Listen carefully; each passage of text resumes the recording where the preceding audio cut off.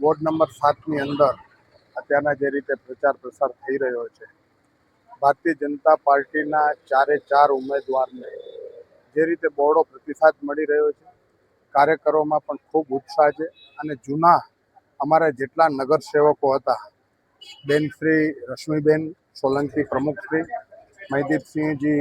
કારોબારીના chairman, Kamalbhai Gadhvi શાસક પક્ષના નેતા અને સાવિત્રીબેન જાટે જે રીતે લોકો ઉપયોગી કાર્યો કર્યા છે અને જે લોકોને સુવિધા મળી છે, અમે જ્યાં જાય છે ત્યાં કને નહિવત ફરિયાદ કે ક્યાંક લાઇટ બંધ હોય, ક્યારેક ક્યાંક પાણીની સમસ્યા થાય, એકાદ બે ઘરની, આટલું સારું કામ કર્યું હોય ત્યારે ચોક્કસપણે દ્રઢ વિશ્વાસ છે કે વધુને વધુ મતદાન વોર્ડ નંબર 7ની અંદર થશે. ખૂબ જ જાગૃત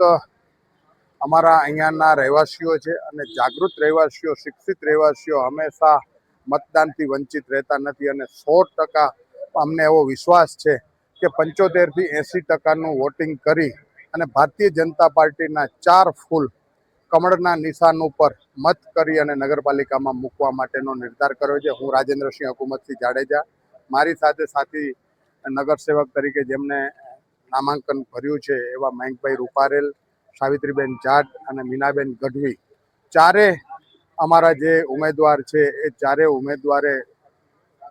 પહેલા પણ ઘણા બધા કામો કર્યા છે અને હવે પણ જે અધૂરા કામો હશે એ અધૂરા કામો અમે પૂર્ણ કરવા માટેનો અમારો દ્રઢ સંકલ્પ છે.